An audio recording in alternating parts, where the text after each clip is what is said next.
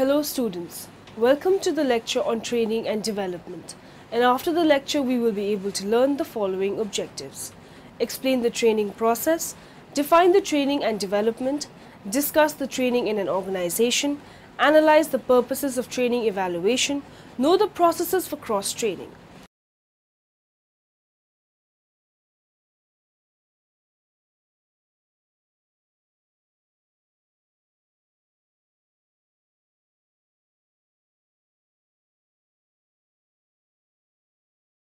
Let's start with a brief introduction to training and development. Training and development are based on the premise that staff skills need to be improved for organizations to grow. Training is a systematic development of knowledge, skills and attitudes that is required by employees to perform adequately on a given task or job. Usually before training or development programs are organized, efforts are being made through individuals and organizational appraisals to identify the training needs. After the training and development programs, an evaluation is carried out to ascertain the effectiveness of the program in line with the need, which has been identified. Training can be introduced simply as a process of assisting a person for enhancing his efficiency and effectiveness to a particular work area by getting more knowledge and practices. Let's now learn about the importance of training. Recruitment and training. The HR managers come up with plans and strategies for hiring the right kind of people. They design the criteria which is best suited for a specific job description. The other tasks related to recruitment include formulating the obligations of an employee and the scope of tasks that are assigned to him or her. Performance appraisals. HRM encourages the people working in an organization to work according to their potential and give them suggestions that can help them to bring about improvement in it. The team communicates with the staff individually from time to time and provide all the necessary information regarding their performances and also define their respective roles. Maintaining work atmosphere. A good working condition is one of the benefits that the employees can expect from an efficient human resource team. A safe, clean and healthy environment can bring out the best in an employee. A congenial atmosphere gives the staff members job satisfaction as well. Managing disputes. In an organization, there are several issues on which disputes may arise between the employees and the employers. In such a scenario, it is the Human Resource Department which acts as a consultant and a mediator to sort out those issues in an effective manner. They first hear the grievances of the employees, then they come up with suitable solutions to sort them out.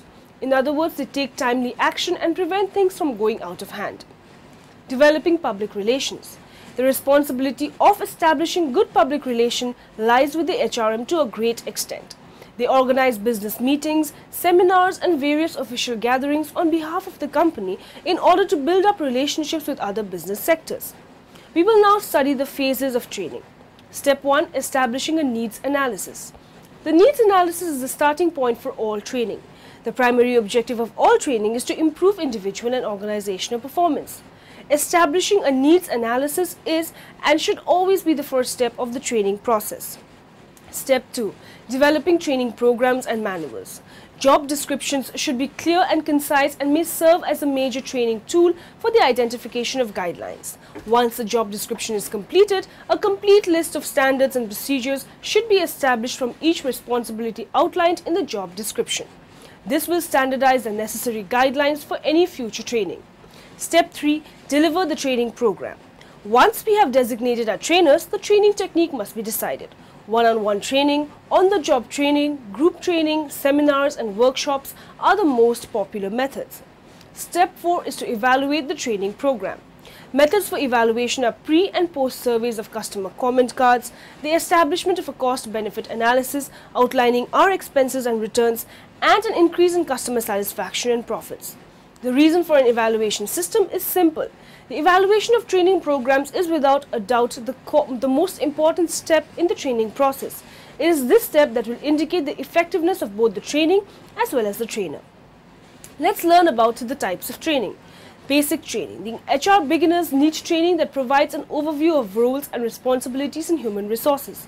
The generalist program includes compensation and benefits, staffing, orientation, training and development, employee relations and performance management. Specialized skills training. HR professionals often seek to develop specific skills in HR functions. They can attend specialized training on areas such as compensation, metrics and diversity, behavioral interviewing, labor relations, and employment law. Certification training. Certification training is a sign of professional competence and credibility and leads to advancement opportunities. Training methods consist of classroom sessions, outside of the classroom assignments, study tools, and interactive case studies. Executive training. Senior human resource management professionals require more in-depth programs that tackle HR strategy, leadership, and change management. This type of training is for experienced HR managers and directors. Methods of training. Training methods managers use to teach an employee a new job or task in the organization. The training methods include on-the-job training, job rotation, and job mentoring. Each method has advantages and disadvantages. Let's look at how Cookie, a training manager at Sweets Candy Factory, uses the training methods to train new and current employees. On-the-job training allows employees to learn by actually performing a specific job or task. The employee will perform the job and learn as he goes. On-the-job training can be structured by using hands-on application supported by classroom-type instruction. It can also be unstructured using only hands-on application. Cookie hired a new candy wrapper named Patty. Patty had no experience working in a candy factory. In fact, Patty had no experience working on an assembly line either. Cookie used unstructured, on-the-job training to teach Patty how to do her job. This method works well for the job of candy wrapping. As the candies move along the assembly line, Patty learned how to wrap each candy while working alongside a more experienced candy wrapper.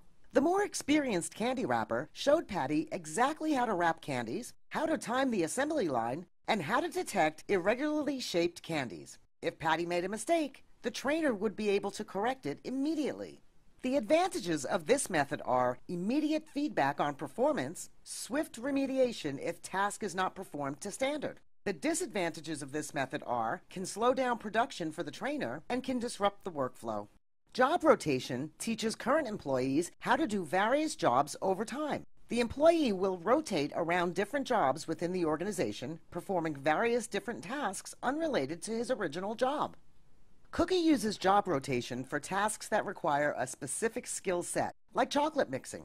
By learning different facets of the candy making process, the employees develop more skills. This method is useful when employees call out sick or take vacations.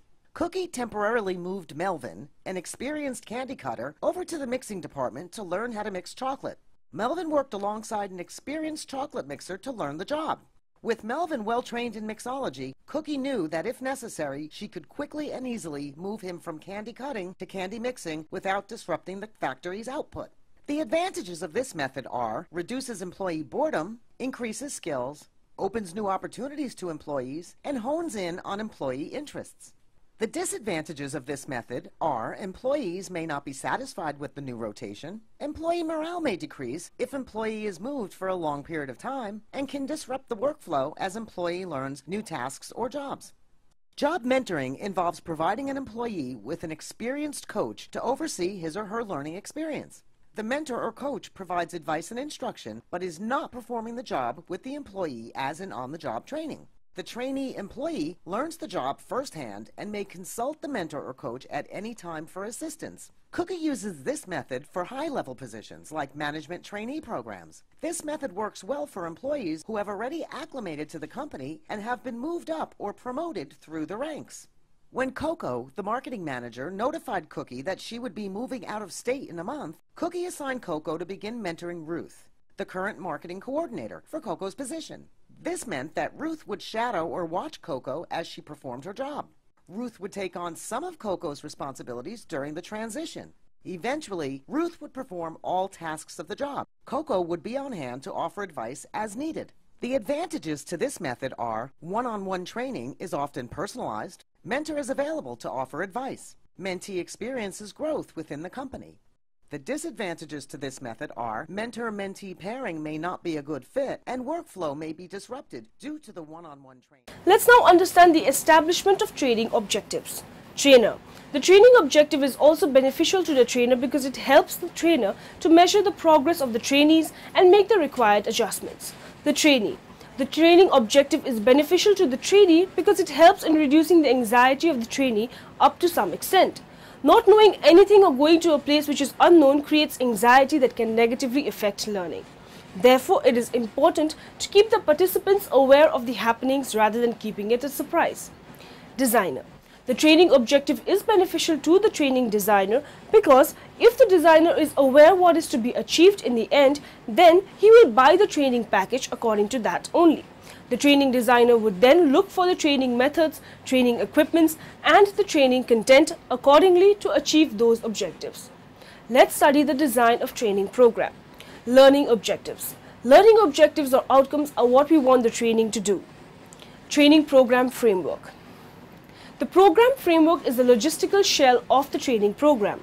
A training program framework includes details of the delivery mode, instructional style, delivery style, audience definitions, and content structure. Training budget. Training budgets can vary greatly depending on whether you're developing a large program to a large audience and are using outsourced training vendors or are using mostly internal resources and training a small group of participants in-house.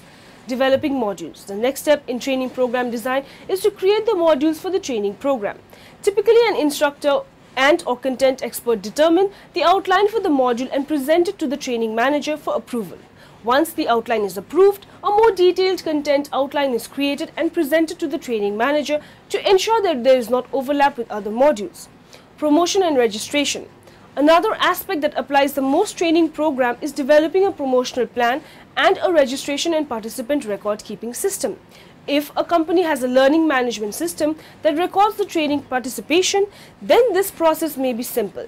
Evaluation and training metrics. How the program is evaluated and which training metrics will be measured is the next step in the development process. Annual training program review. An annual review of the training program is another important part of the program design as it will ensure that the content remains fresh and relevant. Let's now discuss about the process of learning in training program. A climate for active learning develops reciprocity and cooperation among students. 7 principles. Learning does not occur in a vacuum. Learner-centered principles. Learners want to learn. Learner-centered principles. The learning environment is important. Learner-centered principles. They encourage the learner to introduce past experiences into the process in order to re-examine that experience in the light of new data. Andragogic learning model. A structure for mutual planning. Encourages contacts between the students and the faculty. 7 principles. Personality influences learning. Learner-centered principles. Learners like challenges. Learner-centered principles. The learning environment. Planning, conducting, evaluating is a mutual activity between the learner and the instructor. Andragogic learning model. Learners' needs, interests and values. Respect diverse talents and ways of learning. 7 principles. Learners link new knowledge to existing information in ways that make sense to the learner. Learner-centered principles. Learners are individuals. Learner-centered principles. They are problem-centered rather than content-centered. Andragogic learning model. Formulation of objectives. Communicates high expectations. 7 principles. The climate of learning must be collaborative, instructor to learner and learner to learner as opposed to authority-oriented. Andragogic learning model. Designs for learning. Uses active learning techniques. 7 principles. Past experience matters. Learner-centered principles. Activities are experimental, not transmittal, and absorption. Andragogic learning model. Carrying out the design. Emphasizes time on task. 7 principles. More important, information does not necessarily mean more learning. Learner-centered principles. They permit and encourage the active participation of the learner. Andragogic learning model. Mutual evaluation leading to reappraisal and revision of the learning objectives. Gives prompt feedback. 7 principles. Learners like positive reinforcement. Learner-centered principles. Evaluation leads to appraisal of needs and interests and therefore to redesign and new learning activities. Andragogic learning model. Now let us analyze descriptions for the key learning attributes. Self-motivation, cognitive and affective focus on learning. This attribute estimates the learner's general feelings and attitudes about learning. It describes the individual's will, intent, drive or passion for learning and use of learning as a resource to achieve personal goals. This factor refers to the individual's intentions to learn, influenced to some degree by content, people, environments, resources and instructional presentation. commitment to learning and strategic effort. This attribute estimates the degree that learners plan and commit deliberate, strategic effort to accomplish learning. Successful learners place great importance on the act of striving or commitment. They enjoy applying focused, strategic, hard-working principles to learn and improve. Learning independence or autonomy.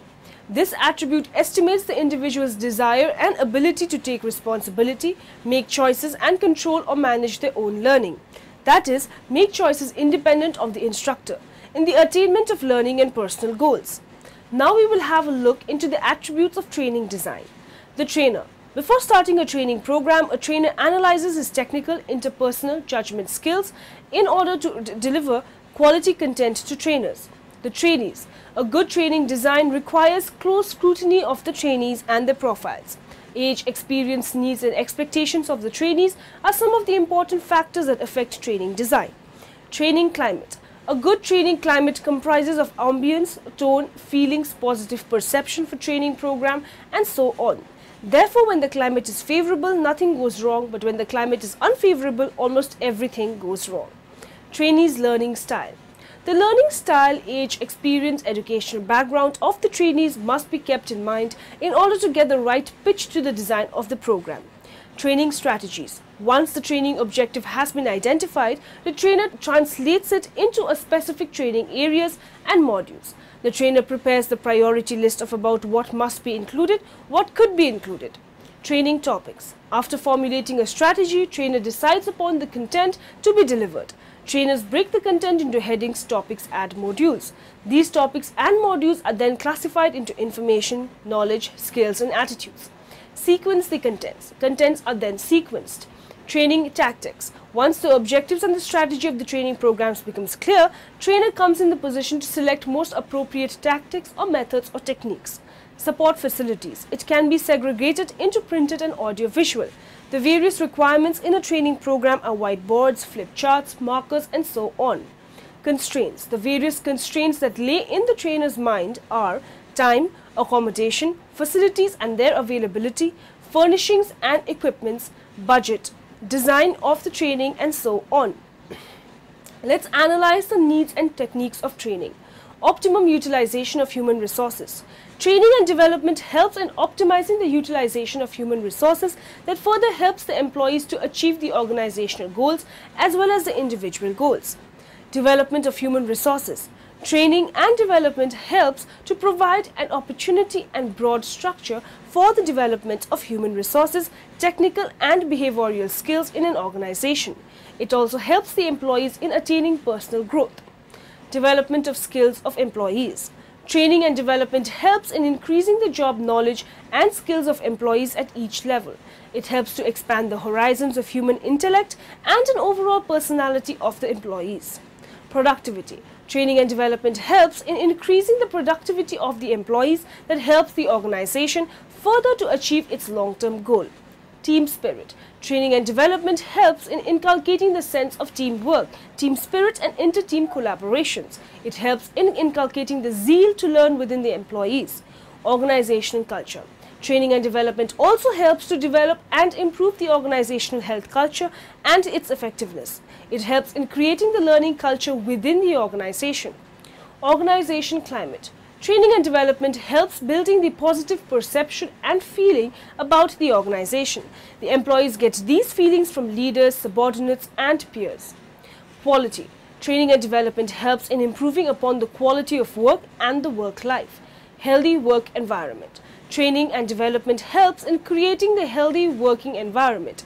It helps to build good employee relationship so that individual goals aligns with organizational goals. Health and safety. Training and development helps in improving the health and the safety of the organization, thus preventing obsolescence. Morale. Training and development helps in improving the morale of the workforce. Image. Training and development helps in creating a better corporate image. Profitability. Training and development leads to improved profitability and more positive attitude towards profit orientation. Training and development aids in organizational development, that is, organization gets more effective decision making and problem solving. It helps in understanding and carrying out the organizational policies. Now we will talk about career planning and development. A career can be defined as a sequence of separate but related work activities that provides continuity, order and meaning in a person's life. Career planning and development is a deliberate process through which a person becomes aware of the personal career-related attributes and the lifelong series of stages that contribute to his or her career fulfillment. Career planning and development is not a one-shot training program. It has longer time frame and a wider focus. It is an ongoing, organized and formalized effort that recognizes people as a vital organizational resource. Now, let's have a look into the features of career planning. Career planning normally follows a bottom-up approach in which the process begins with the individual, works upwards and ends with organizational intervention. It is not a one-time affair, but an ongoing process by which an employee identifies the needs and also the methods to fulfill those needs on a regular basis. It aims at matching the individual's career goals with the opportunities that are available. It is a means of achieving employee progression and organizational efficiency and not an end in itself. It is the collective responsibility of both the individual employee and the organization. It is normally made in a dynamic environment where the changes in the demand for and supply of labor, the characteristics of labor, technology, competitive conditions and market strategies are rapid and often radical. Let's learn why career planning is needed. Every employee has a desire to grow and scale new heights in his workplace continuously. If there are enough opportunities, he can pursue his career goals and exploit his potential fully. He feels highly motivated when the organization shows him a clear path as to how he can meet his personal ambitions while trying to realize the corporate goals. When recognition does not come in time for meritorious performance and a certain amount of confusion prevails in the minds of the employees, whether they are in with a chance to grow or not, they look for greener pastures outside. So, the absence of a career plan is going to make a big difference to both the employees and the organization. Employees do not get right breaks at the right time, their morale will be low and they are always on their toes trying to find escape routes. Lastly, we will review the objectives of career planning. Career planning aims at matching the individual's potential for promotion and the individual's aspirations with organizational needs and opportunities. Career planning is making sure that the organization has the right people with the right skills at the right time. It opens avenues for growth to higher levels of responsibilities for each and every employee of the organization through the hierarchy of position and training and development activities to equip the individuals with the requisites for the succession. The principal objectives of career planning are to secure the right person at the right time for the right job, to provide adequate career avenues to employees to higher levels of responsibilities, to strengthen the retention program of the organization, and to maintain a contented team of employees. Now in the end, let us summarize what we have learned in this lecture. Training is a systematic development of the knowledge, skills and attitudes that is required by employees to perform adequately on a given task or job. Training is a means of communicating new knowledge and skills and changing attitudes. The primary objective of all training is to improve individual and organizational performance. The trainee is a major stakeholder in a training program. Competence is a standardized requirement for an individual to properly perform a specific job. Management must ensure that the training and the development program meets the intended objectives and produces the desired results. The need for improved productivity has become universally accepted, and that it depends on efficient and effective training is not less apparent. The training and development aim at developing competencies such as technical, human, conceptual and managerial for the furtherance of individual and the organization.